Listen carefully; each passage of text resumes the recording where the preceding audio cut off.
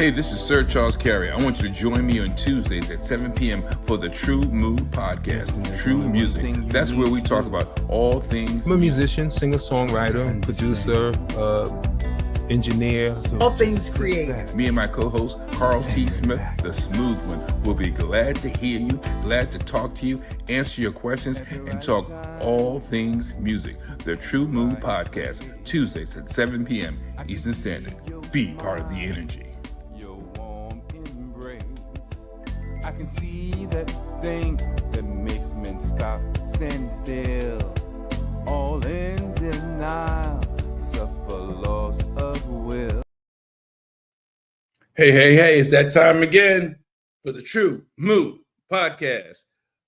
Today we got a special guest, but before I bring up our guest, I'm going to bring up my co-host, none other than the smooth one, Carl T. Smith. What's up, C? What's up? How y'all doing? Man, it's like a jungle. What's the phrase? It's like a jungle. Sometimes I try to wonder how I keep them going under. It makes me wonder. It makes me wonder. No, I know there's like a jungle outside. I don't even know why we ain't under. Man, I know when I was younger, it was easy. It would just roll off the tip of my tongue. But now sometimes I guess I've gotten so old, I get my words mixed up and everything else, but it's all good. But look, man, today we got a good show. Our guest is a gentleman that I met some time ago, not too long ago, and we have a lot of things in common. So hope you got your questions ready for him. We're going to bring him to the forefront. Business speaker, now author, Mr. Kevin Neal. Kevin, what's going on, sir?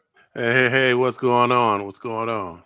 Man, I always say I'm grateful. I am grateful for the good, the bad, and the indifferent, but I am still grateful, no doubt. Absolutely. We have a lot to be grateful for. You got that right. But look, man, what we do is like a lot of other shows. We start at the beginning, and then we take the journey until we get to where we are now. So tell us a little bit about who is Kevin Neal? Well, first of all, I'm a dad. I'm a father, I'm a husband, I'm a pawpaw. I'm all of that. Plus, I'm a John Maxwell certified speaker, trainer, and leadership consultant.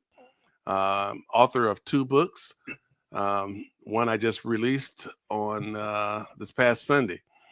And I do speaking, helping leaders become more proficient in their leadership ability and communication skills. Okay. I thought you was a rookie author. You ain't a rookie if this is your second book.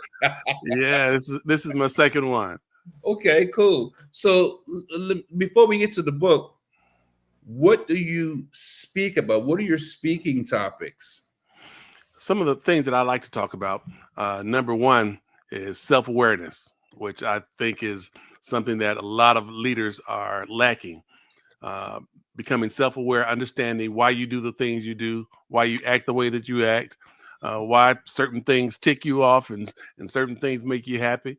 A lot of times we don't dig into that and find out the whys of these things, and we end up finding ourselves in bad situations because we don't know why we're doing these things and what certain things that lead us in a direction that will cause frustration and stress.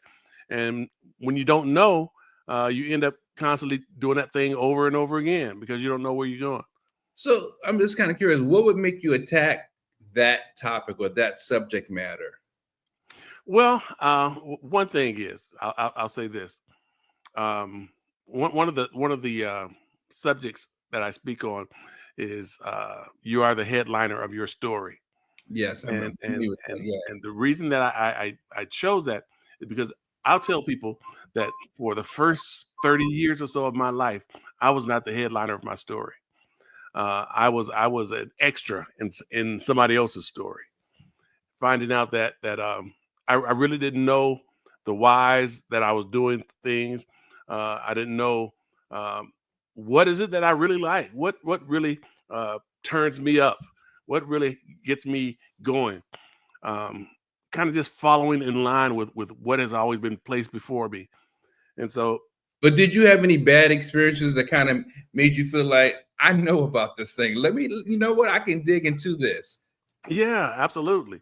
I've had some experiences with leadership where I knew that they were doing things that were contrary to what leaders should be doing. That were especially as a young man, as I was coming up, found that a lot of leaders are intimidated by young people, especially young people who are gifted and young people who have potential. See, now look, I had a thought just now. Aren't you grateful that you were a young, wise man that was treated badly? Because now look at you. Yeah, and I say this, I say this to everybody that I talk to. I say, you know, all of our stories are filled with ups and downs, goods and bads, and we can't discount any of even the bad things that happen to us. Often we like to push it under the rug and say, you know, oh, that's not, that doesn't matter. But all that's a part of our lives, and it makes us who we are. So, Carl, you're kind of young for this, but one day when you grow up, Carl, you may have some of these experiences. But due to the fact that I'm suggesting these things, what questions might you have for Mr. Neal? So what type of because you did run off a couple of things, and what type of experiences do people go the other way? What type of suggestion with people, or type of experiences that people have that you give your advice to? Well, I think a lot of people are in situations where they're dealing with maybe leadership that's not understanding, or put it this way: many leaders are not compassionate or empathetic. They don't understand what everybody else is going through, because it's easy when you're in a leadership position and you've got it all gravy train, but everybody else is humping every day. Mm-hmm. So it's easy for you to tell them to do something, and you go home at 12 o'clock in the afternoon, and they're still working overtime. It's easy for you to try to make them feel like you ought to be glad to be doing this. You ought to be glad to have your job, and all this kind of stuff. But when you have that kind of leadership, you have to understand, okay, I've got a choice to make here. I've got to either fall in line with what they're doing, or I've got to make a change in my life so I'm not as stressed out with what's going on. So most of your I'm sorry. No, you good. Hold that a second. You know, my dad used to say, do as I say, not as I do, God dang it. Yeah. Right. Mm-hmm. Go ahead, Carl. I'm sorry. I just had to throw that in there. So is most of your what you do has to deal with leaders and leaders only? No. Not just leaders only. I also deal with developing your communication skills. But let me deal with that leadership. We don't realize it, but all of us are leaders in some respect. Leadership is influence. That's all. Influence, and all of us have influence somewhere, whether it's just with your child, whether it's with your family, whether it's with your friends. No matter where it is, if you have influence, that's leadership. The thing is, how am I going to use that influence? How am I going to allow that influence to work toward the good of both myself and those around me, and to build them up and to strengthen them? The problem is that most people use their influence for their own personal gain. And that's what I try to help people to understand, that any influence that you have, it's given to you not to just gain things for yourself, but it's given to you to help others to grow, given to you to help others build themselves up. So if you're an influencer, and we like to use that phrase a lot now, if you're an influencer and you're using all your influence just to build you up, then that's the wrong path to be traveling. Yeah, I think it's important that when people are in a leadership position, or they are an influencer, as you say, that their motives and intentions are pure. And I hate to say it, I think a lot of people have been trained the wrong way, and they may not even realize it, Yeah. Because of trends and fads, people move or adopt career paths that, they're just popular. you know, versus being aligned with what they are authentically designed to do, Right. because then they find themselves in a compromising position, whereas they're going down this path because money is the real lure, and they don't care how they're treating people. You're just trying to either get the more influence, status, or Right. more money, regardless of how you are made to feel, or regardless to who you are and how you can flourish. As long as I get mine, like I said, Right. my dad would Right. say all the time as a kid. He said, "Son, do as I say, not as I do." And then when I became a man, I was really impressed. He said, "Son, I know I told you that, and that's not right. I just didn't want you to fall into the wrong direction." And man, that to me, that just made a big difference to me. But for a long time, I felt resentment and resentful because he would make that statement to me as a child and as a teen. So, but you know, Yeah. Yeah. And I think that also goes aligned with what we were talking about earlier about self-awareness. Um, you talked about how people follow certain lines of employment, certain lines of whatever in order to gain influence. But when you know your why am I seeking this influence? Why am I seeking to go this direction? I think everything that we have, all the gifts that we have, all the talents that we have, are given to us to help other people. And I agree.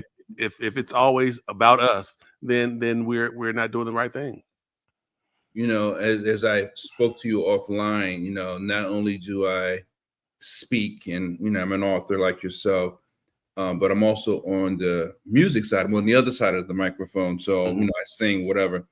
When I was younger, I mean, very much younger, it was all about, wow, I can sing this song, or I can sing it well, or look how well I can sing this song. And then it came a point with speaking as well as music that I realized it's not about look how well I can do this, but how can I make my audience feel good, or how can I help them to enjoy, you know, and of course I still want to enjoy it too, and I want to look good Yeah. doing it, but the main focus shifted from a self-servant role more to a let me use the gifts or the talents that I have. And that's really where I live, especially at this point in my life. That's where I really reside, if one would say that. Yeah. Yeah, I'm the same way. You know, I'm a musician and singer, Hold up. songwriter as well. I didn't know that, Kevin. Stop playing, man. Yeah, Why you holding out? I'm a musician, singer, songwriter, all that. Kevin, I get him, Paul. I don't do a whole lot of it nowadays because I just haven't. But I've always felt that what I did musically was not for me. I enjoyed it, but it was not for me. It was to help somebody else, to build somebody else. When you sing, when you write, and of course, as far as I'm concerned, when I write, I write from experience, from things that I've experienced myself, from things that I've gone through. And that goes back to, again, talking about when we have ups and downs in life and those kinds of things, their trials, the hardships, all these things help us to help somebody else. Nothing that we go through is for us alone. It's for us to be able to share that with somebody else, help somebody else to deal with what they're going through. Because you can believe if you've gone through it, somebody else is going through it too. Agreed. What you got, Carl? So, you play an instrument? Yes, I play keys and drums. Do you have material that's online? Yeah, actually, I did a gospel CD back in 2004, I think it was. That's online. Kevin Neal, Fresh Anointing. Nice. So you can check that out.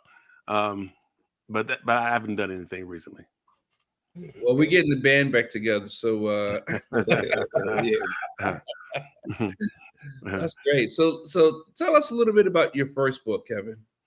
My first book is entitled "Embracing Your Superpower: Reactivating the Power of Imagination," and I wrote that book. Honestly, to tell you the truth, it happened kind of a offbeat way. my father had just passed away. Sorry to hear that. And this was 2019 when my father passed away.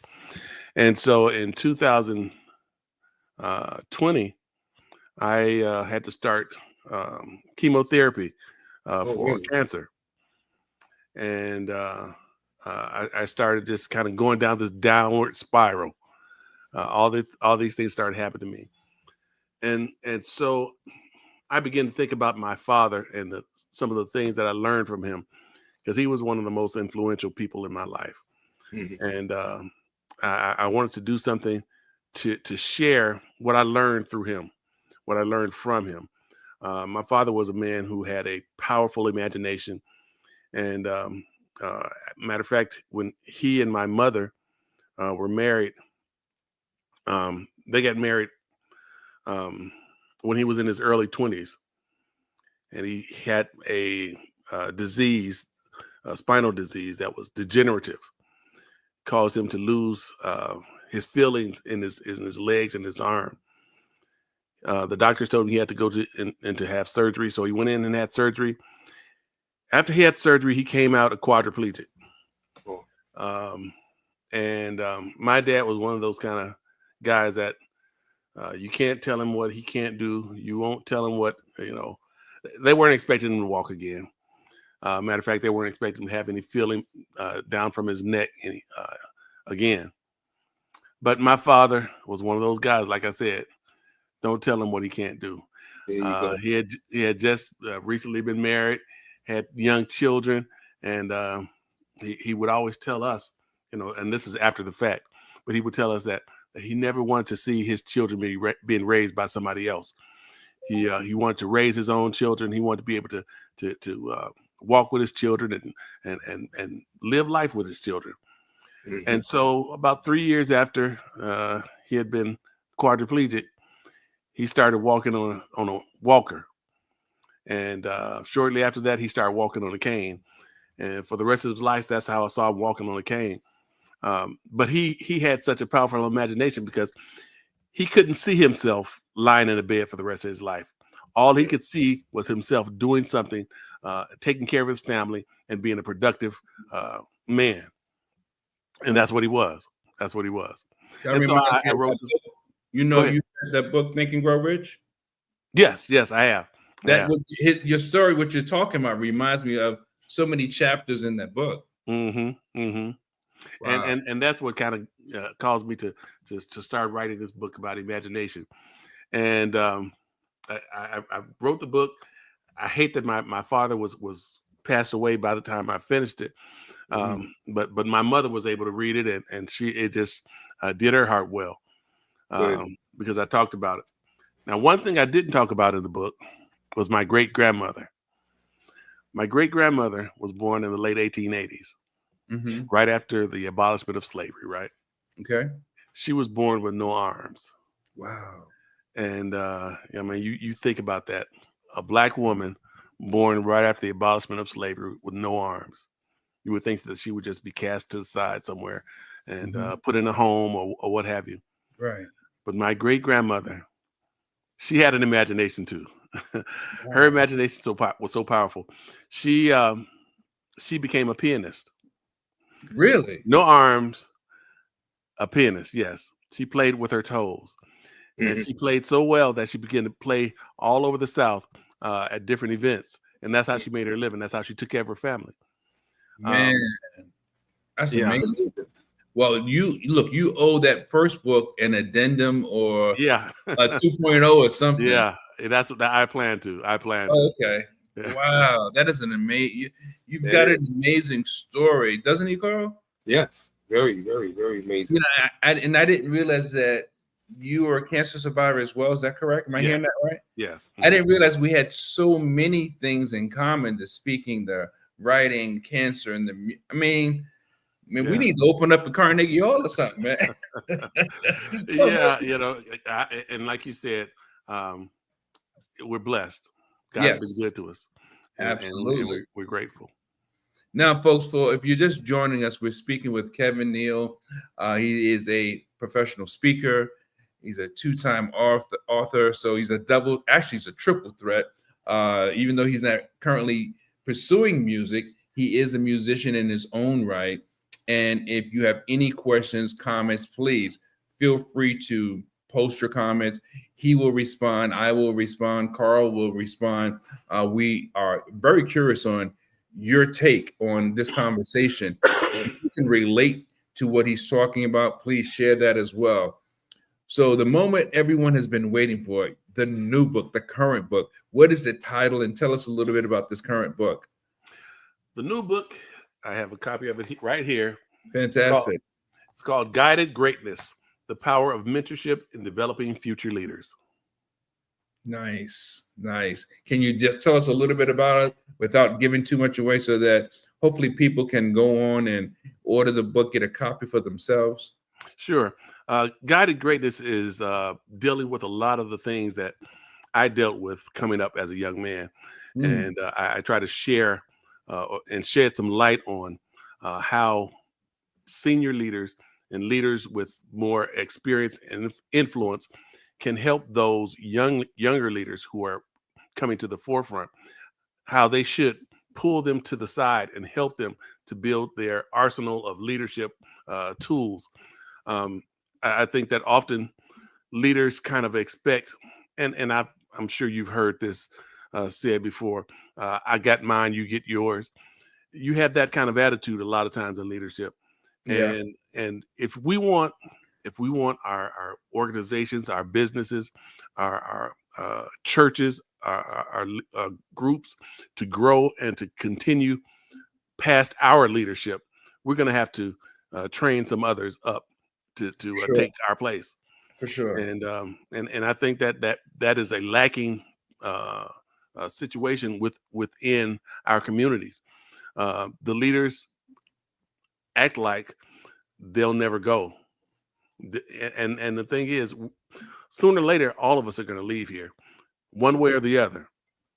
And I talk about in the book how that when you think that you're going to be the only leader that your group or organization is going to have, you treat that organization like it's your own private kingdom.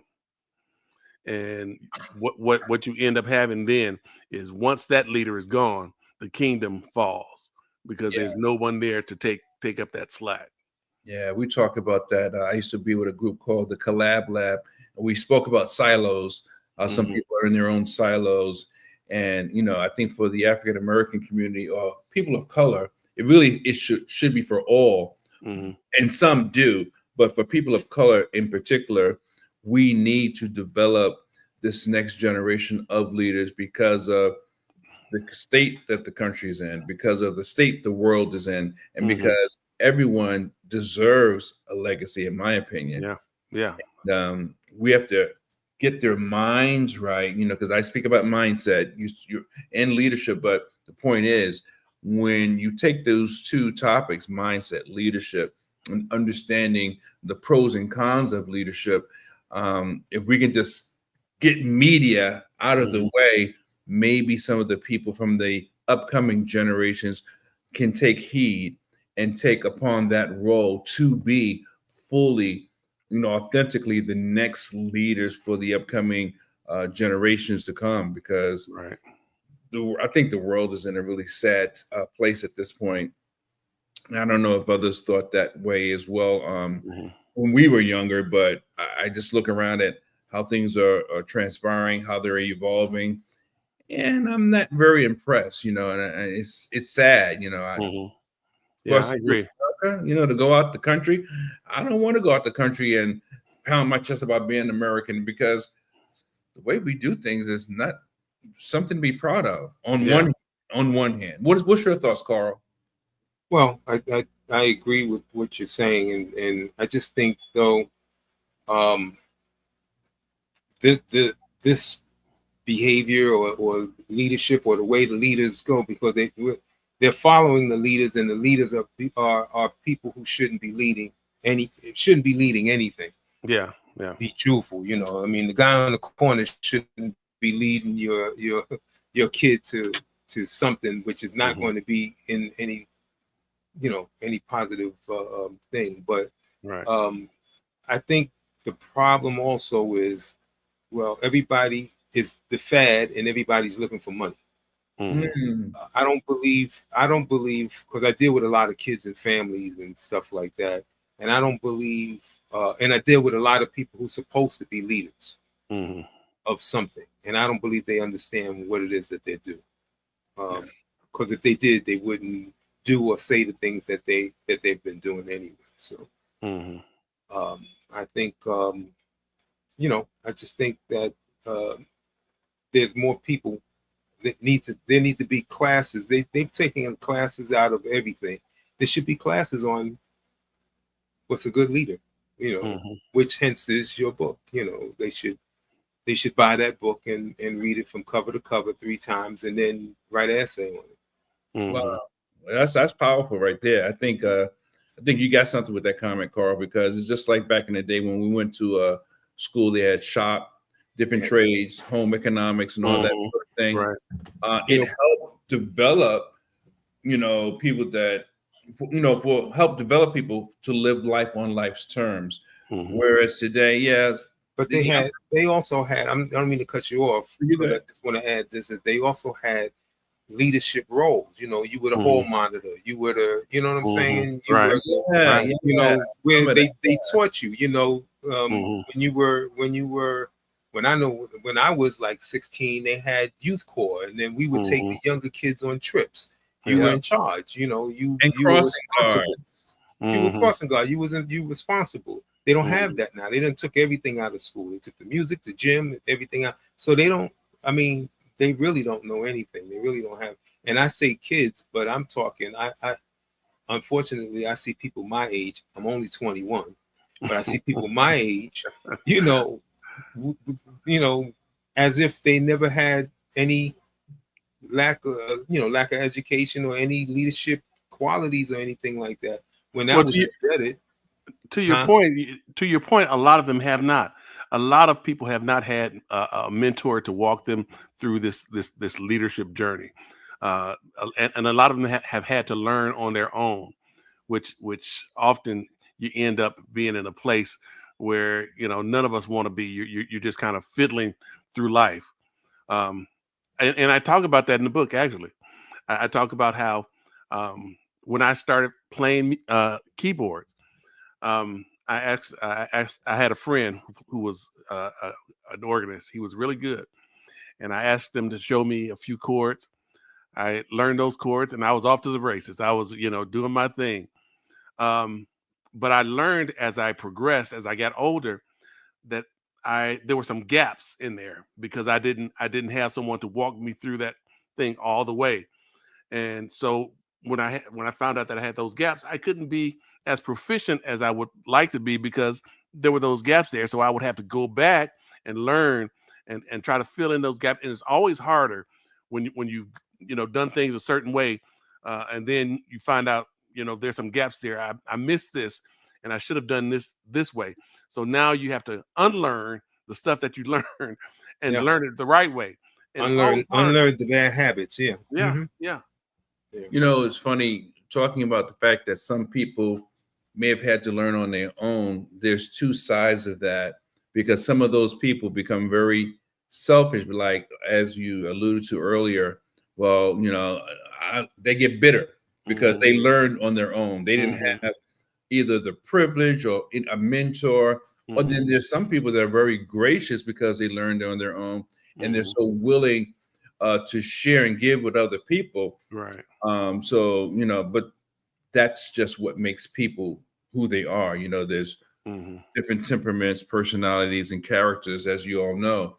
And mhm, depending on, I guess, who you are at your core determines or may determine on who you are when you become old enough to do better, be better, and maybe give more of yourself. mhm.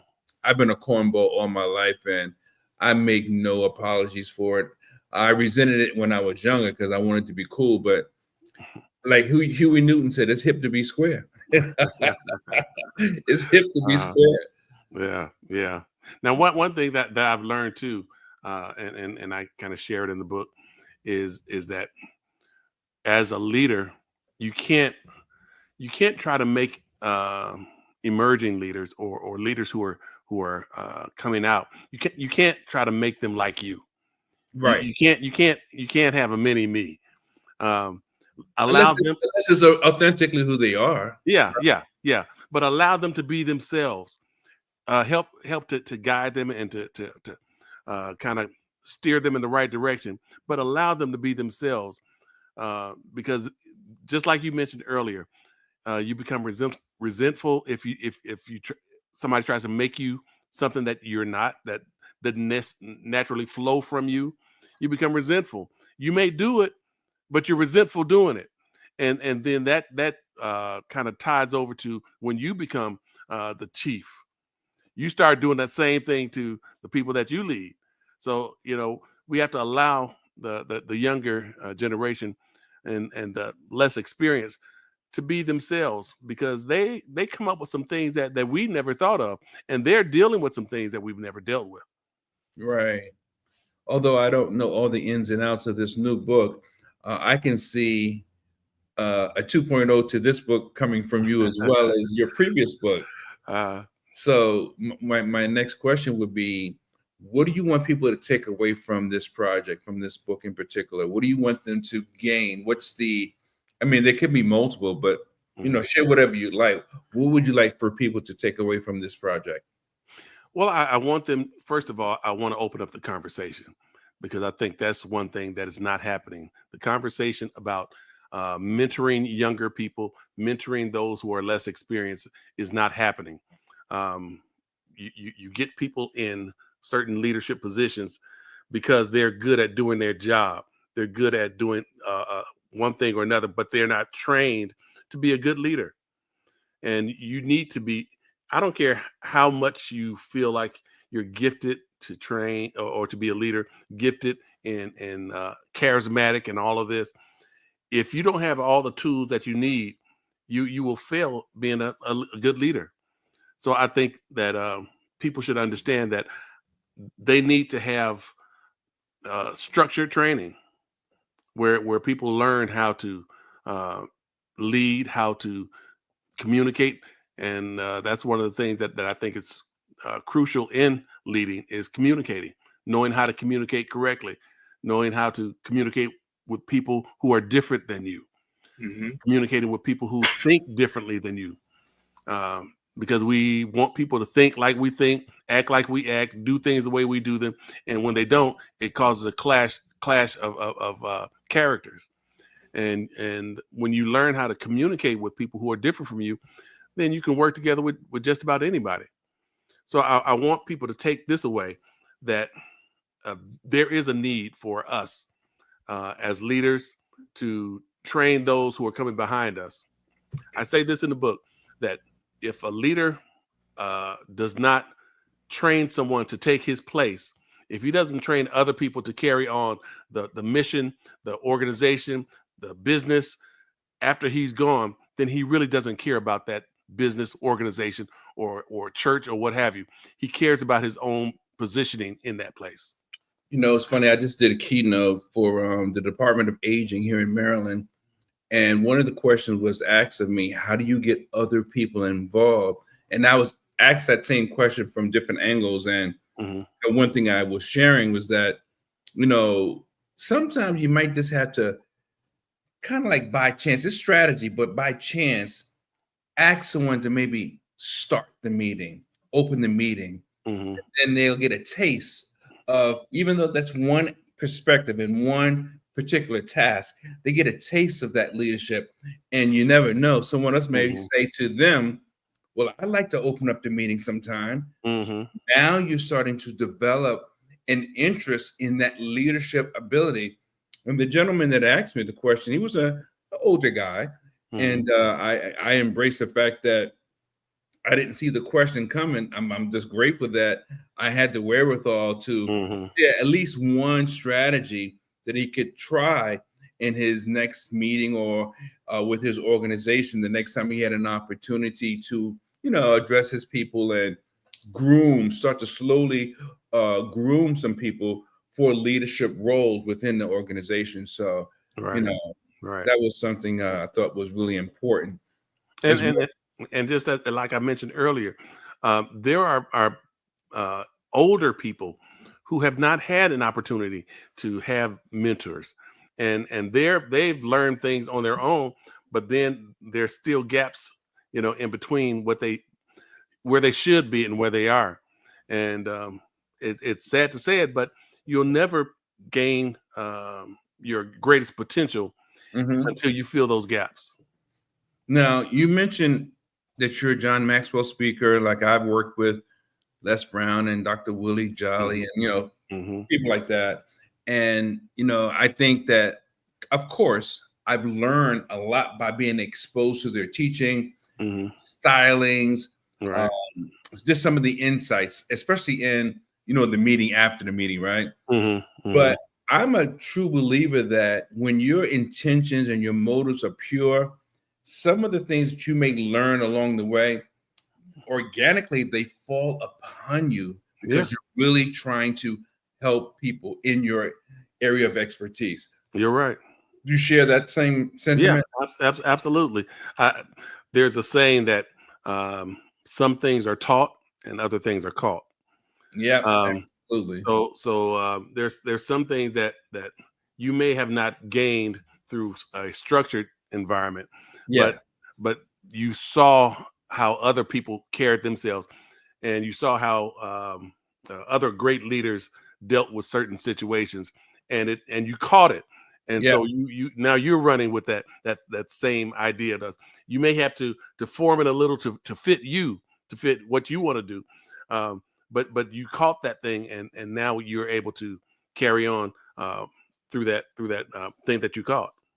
Carl, can you relate to that too, as it relates to music, man? Maybe there's been some things that you were taught and some things you caught. Can you relate to that?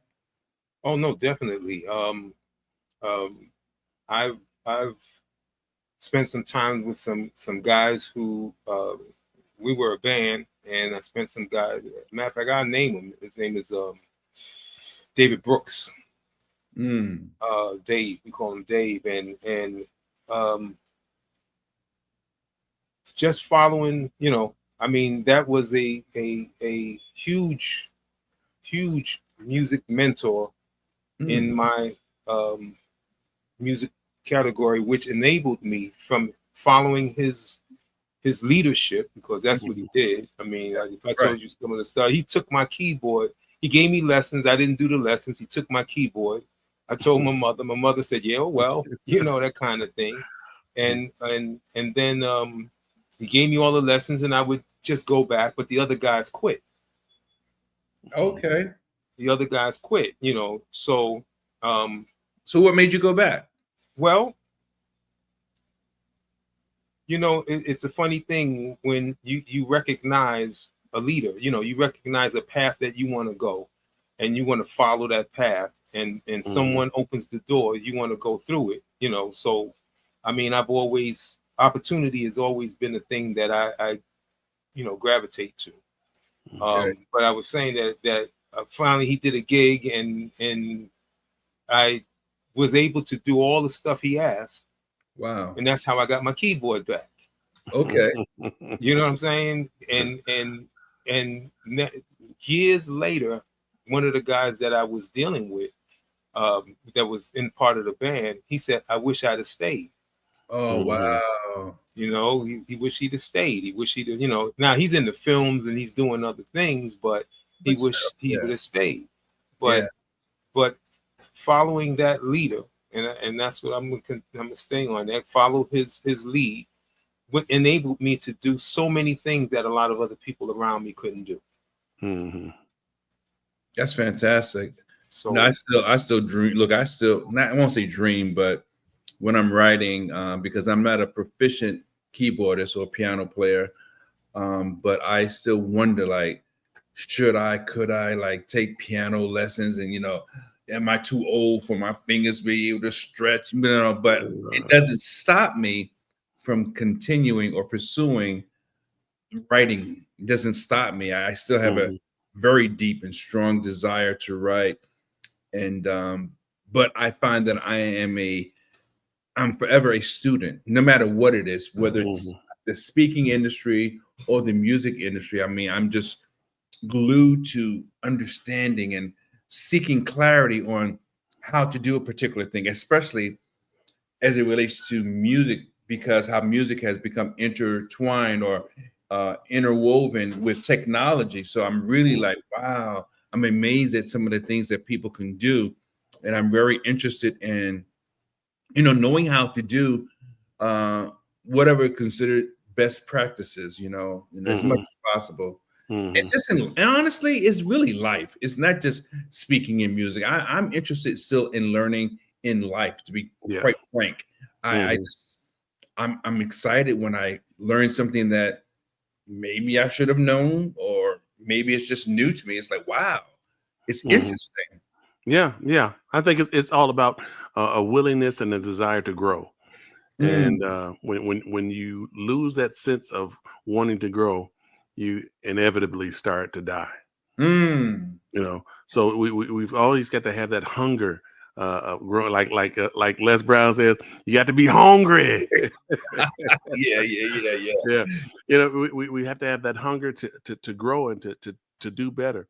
yeah, And along that same line, what you mentioned about wanting to learn and wanting to do yeah, more, but that has to be a part of a person who is a mentee. If hmm, you're a mentee, you have to have a desire to learn. You have to have a what they call a teachable spirit. You have yeah, to be willing to allow someone to teach you because um, of course, we know that once you get 18, you know everything, and nobody can tell you anything.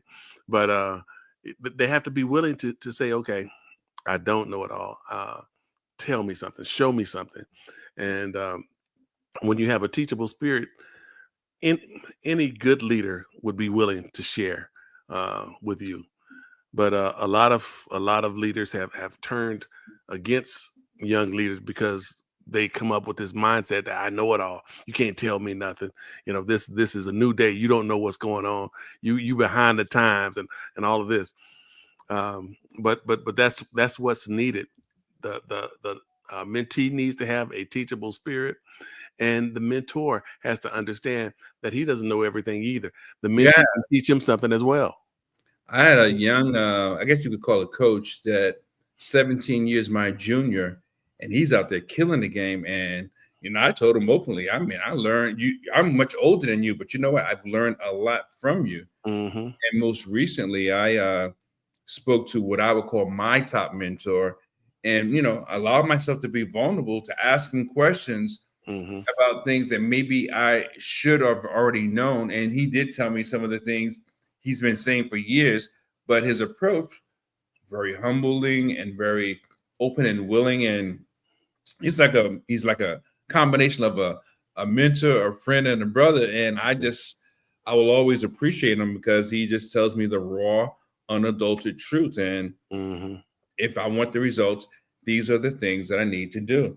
Yeah. And at this stage in my life, at this age, I'm like, man, to be able to receive that type of wisdom and tutelage, it's like I'm grateful. I really Yeah. am. Yeah. That mentor mentee relationship has to be one that's built on respect on both Oh sides, yeah, man. mutual respect. Yeah, absolutely, absolutely. What about you, Carl? Have you from I know you spoke about Dave, I think it's Dave or David. Have you found that in your travels, um, specifically with music or with the music industry as a whole, that you have a similar outlook, with the growing and learning process? all the time. Um, yeah, all the time. I mean, I've um, as this, and it's not just that. There's so many. There's a Kenneth Buckley. There's a there's a Bill Dern and Stephen Machat. There's a whole lot of people Okay. who um, um, opened that door, you Hmm. know, Mhm. and made it available for people to walk through. And of course, a lot of people hadn't walked through. I just think though, a lot of times the mentees don't pick it up because it's not in a language that they understand. Mm-hmm. Okay, I got that. Like I said, I deal with a lot of kids and their parents, and in different things, and they just don't understand. They don't understand the message the way it would traditionally be given. Mm-hmm. Right. Mm-hmm. I had a kid who was acting up in school. Mm-hmm. So I just asked him, well, what are you interested in? He said he was acting up mainly in math. Mm-hmm. So I asked him, what do you want to be? Because I told him, being a bum is not allowed. You know what I'm saying? Because you got to set boundaries. Mm-hmm. You know what I'm saying? Being a bum is not allowed. What do you want to be? He said he wanted to be a mechanic. I said, well, how are you going to be a mechanic when you can't add? Mm-hmm. You got to be able to add. How much you want? How much it costs you to get the parts? And the kid became good in math. Mm-hmm. Okay, But you got to talk his language. Sometimes Right. the way we talk is the white picket fence, and it has to be this way, and it has to go this way. But sometimes the fence is black, and the sky is red, and you know what I'm saying. And sometimes it's just not the way that they say it's supposed to be. Uh-huh. So true. And the traditionals pounded that in. I know to our generation that was pounded into us. And I know me being a person that's always sought clarity, always had questions. I was a pain in the butt to the adults growing up.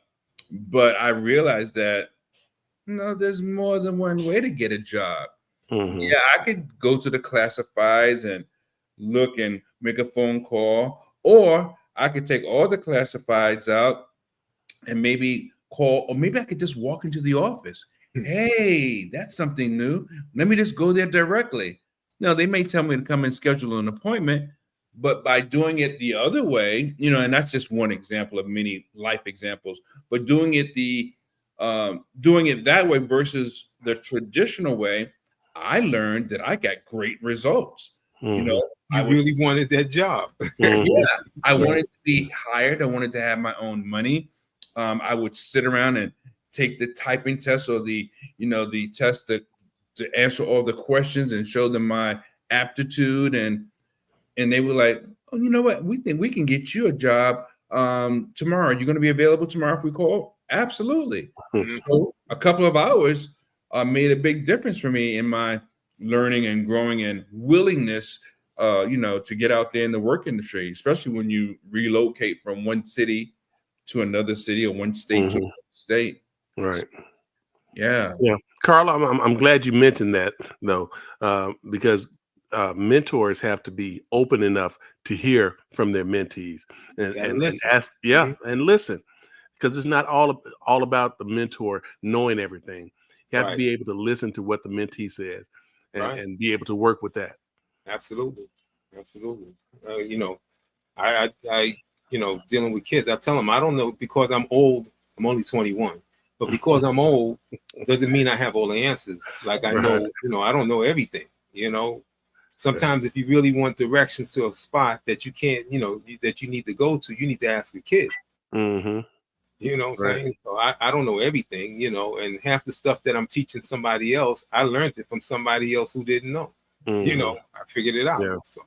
Well, Carl was a big mentor for me growing up in music. Here goes the way he borrows the money. But really, his cousin, we were in the same band, and his cousin would always impress upon the rest of the band members, that Carl was doing this and doing that, and he might want to come by rehearsal. And I could have never guessed it or planned it. Because of that relationship, I wound up doing some things with Carl separate from the band. And I was able to learn, as far as facilitating events and things like that. And I didn't realize it, but it would help me years down the road when I started doing my own events and things like that. So, there's always a way of learning and growing and expanding and stretching yourself. So the check's in the mail, Carl. But let me go to this mailbox. No, but that's real talk though. And when you fast forward to, I guess, over the last 20 years, He and I have done different things. It goes to show you that the mentee and the mentor, even if it's not intended to be that way, you can grow and have that mutual respect and start to develop some things together and continue growing. So, you know, that's important to me, to be able to position myself accordingly, Yeah, I agree. And you have to have that communication piece in there where you're able to communicate on the same level, even though one may be older than the other. You have to find that sweet spot, that place of common ground. Old. I just want you to know I'm not that old. No, but you're right. And we have to be willing to get out of silos. I'll be honest, I find that difficult for me because in many phases in my life, I don't know if it's really about the location, many phases, I've been a solopreneur because sometimes people were not reliable or responsible, or I don't know, maybe not genuinely interested, although they would say they are. But I found that many times I had to learn every aspect of this, that, and the third to be a part of a particular industry. And, hey, I make no apologies for it because it helped me learn, helped me grow. And unfortunately, you use a lot of energy and burn and bust a lot of brain cells, but at least you know what you're doing and what you're talking about. Yeah. And sometimes that's you got to do whatever is required. To get where you're trying to go. Sometimes it takes, taking that path by yourself sometimes. What's that website people can get your book from, Kevin? Now you can get it on Amazon. Amazon, Barnes and Noble, just about any of your online retailers, you can find it. Okay, and give me the full correct title again, please. The title is Guided Greatness. Guided Greatness. The Power of Mentorship in Developing Future Leaders. The power of mentorship in developing future leaders.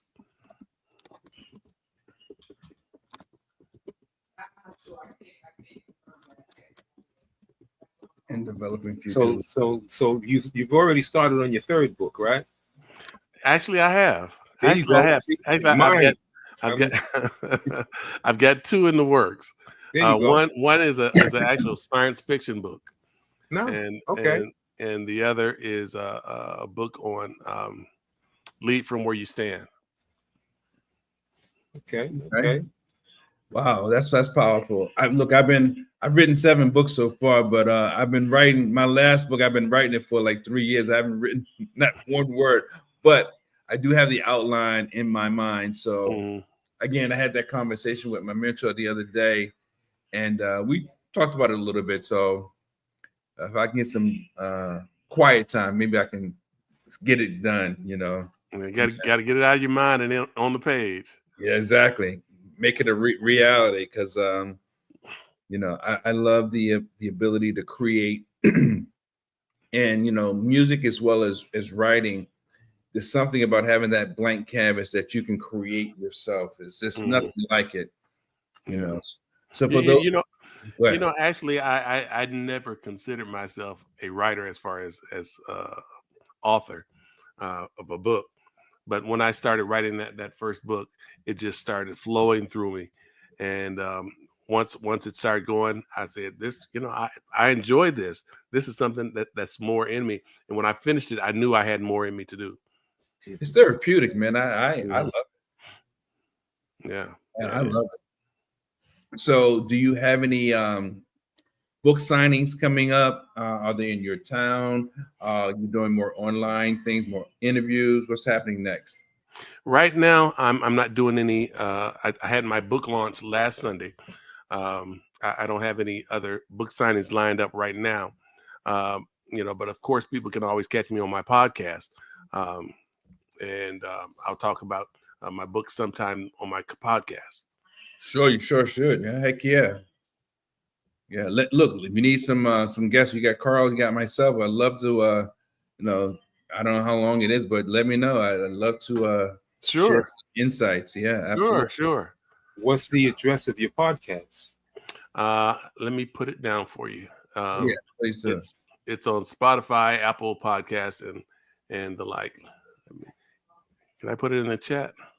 You can just put it in the comments if you like. That would be Okay. great. I can just put it right up so everyone can see and go check it out. Okay. Absolutely. What time and day is the podcast? Podcast is on Thursdays, every Thursday. Nice. What time? It's on from the beginning of 7 a.m. So it's on all day. It's pre-recorded, so you'll have it. Nice. Okay. Well, that's great, man. Definitely continued success. And, look, I'm sure people will look forward to the 2.0 of both books, the first one and this one, and as well as the third one. So you're going to be right up. You got to get the first one. You got to get the first one first. You got to get the first one first. No doubt. Man, all right. And look, I was glad that we had a chance to meet in Florida a couple of years ago, because again, I didn't realize we had so much in common, that we're on the same trajectory as far as, having the musical background, the speaking and the writing.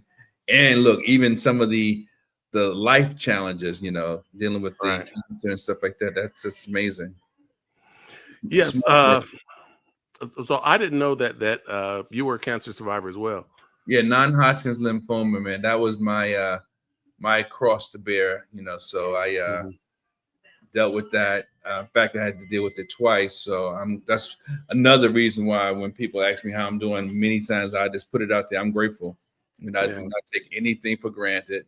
I'm grateful for every waking moment, every opportunity to do what I do. And make no bones about it. It just is what it is, So yeah. I talked about my father passing away, but in 2017 was when I was diagnosed with a smoldering multiple myeloma. And they told me that if it didn't progress within the next 2 years, then I wouldn't have to worry about any kind of treatments or anything. That next year, my father passed away. Okay. And well, that same year.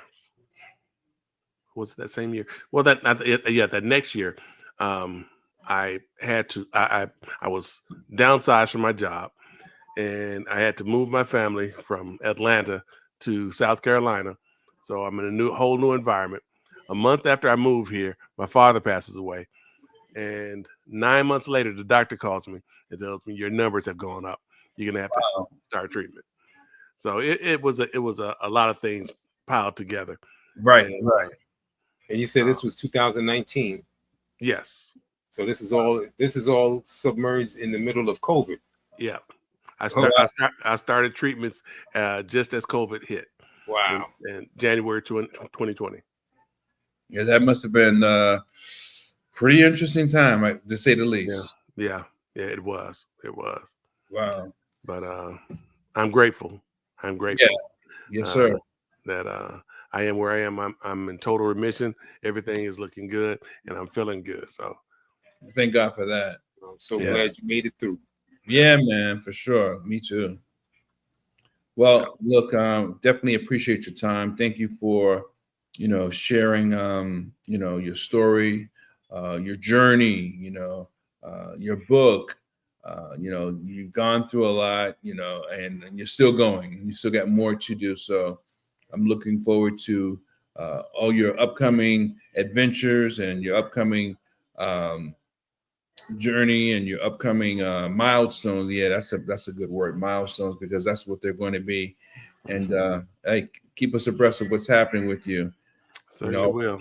I always tell people, look, not just be part of the energy, but radiate the brain, change the game. We'll see everyone on the flip side.